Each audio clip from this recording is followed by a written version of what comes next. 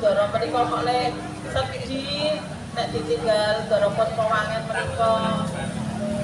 Iya susah to ngono. Nggih. Aku kekadanan karo Kang Mas Puspawangen pula yo saka cilik. Dadi yen aku ditinggal yo aku susah. Nggih. Ning ngene lho. Nggih. Yo bisa kepengen seneng-seneng ora. Pesen to ndara. Kepengen jogetan ngono yo. Nggih, kalih lipun ndara Putri. Aku yo seneng kok yo. Ayo jogetan mana yo. Nggih, monggo ndara. Apa? Yo senenge joget apa? Nggih. Napa nggih ndara? Anu tembangan nika lho ndara sing Tembangan sing kepiye? nika lho ndara kok kula kok lali napa nika ndara. Sik kaya wingi ku yo nembang Nggih. iku nikae. Bubuk asmara napa ndara? Bubuk asmara. Nggih. Biyunge kok turun bubuk to? Nggih lah, kenangan masa lalu. Turun bubuk ora prayoga, ora becik lho biyung. Ndara Putri, mungkin nek nembang bubuk asmara menika, Ndara Putri kan sae. Nek nyanyi le nembang. Kan Ndara? Ora apa-apa, ayo tembangan jogetan bareng karo aku. Nggih. Ora kaya ngono, sungkan.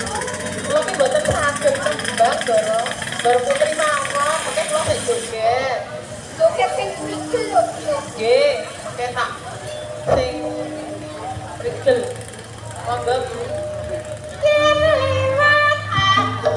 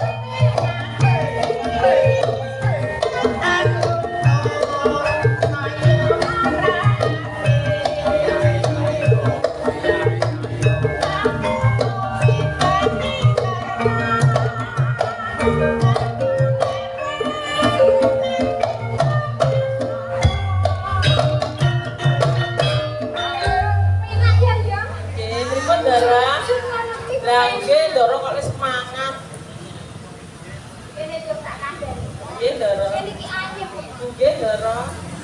Menyas-kenyas ketuamu. Ini lho, Yo. Nggih. Yo kira yo ngancani aku wis ono seprene. Nggih, Doro. Yo kuwi ono apa wae iki sudah karo aku. Nggih, Doro. Ora kena iki wong iki meneng wae. Nggih. Wong nganti aku ora ngerti yo duwe kekarepan apa aku sing dosa iki. Nggih, Doro. Doro menika genah kok menika kula. Napa-napa tuh gatekke, tumbas Tak kelambi. mate. Iki tak kok kelambi wis diwo. Niki napa Doro, apik ta Doro? Mangga mboten. Gegeden ya Doro, nggih. Lah wingi aku ngumpul wong ning dalan kok iso. Lah aku medhun 5 kilo ya Doro, lah jenengan iki ya ora pirsa ngono nek kula iki sakniki pun medhun 5 kilo kok ya kepoke gedene sak mele. Yo ora kok yo. Nggih napa. Lah niki lengene mboten ketok lho Doro. Kula ki pengen sing lengene semanten iki gek gelang kula sing gedhi niki kok ketok. Nek numbaske jenengan niku Doro. Sesuk. Nggih. Sesuk perkenalan wong Nggih. Nggih Doro.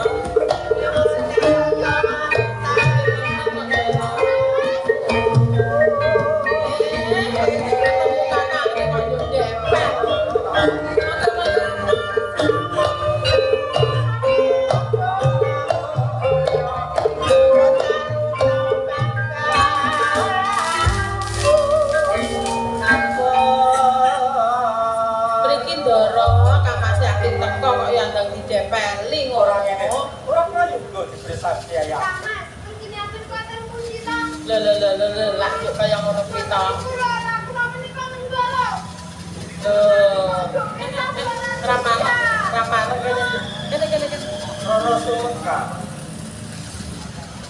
Kok mesti ngono to? Niku lho Ndara pewange. Kaget banget kok pengkakan sak dire perjurit. Enggak dipaten kita kan.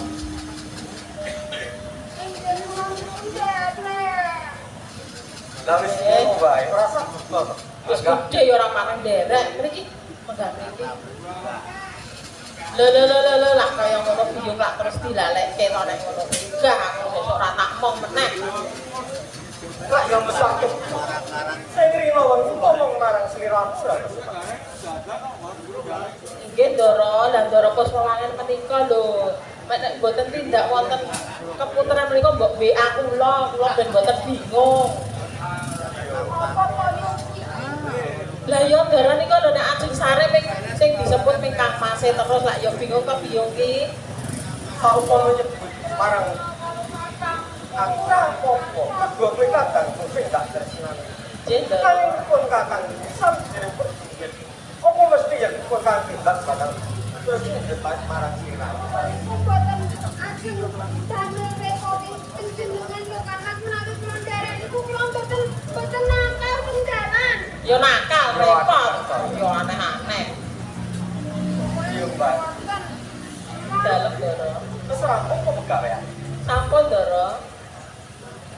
Kang Mas sampun sadare iki kok Kang Mas lupa lho. Ya nggih, mengke kula damelke toya. Panas. Wis barang. Lah kaya kan mijeti kok yo le. Yang ini dia, Mbak. Nggih Ndara. Aku bakal rembug kang ikan. Kan dia sing rono semangat. Nggih Ndara. Yo enggak gawe rampung pegawean itu dia. Oh nggih. Ndara Putri, mboten ngoten iku. Yo ngoten pikir rumiyin nggih. Yo aja suwe-suwe. Nggih. Yo. Nggih, tak kepaki anu piye napa? Toya bening, kali daharan.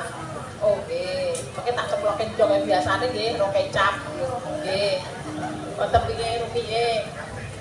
Mboten nakal. Monggo Ndara. Iya.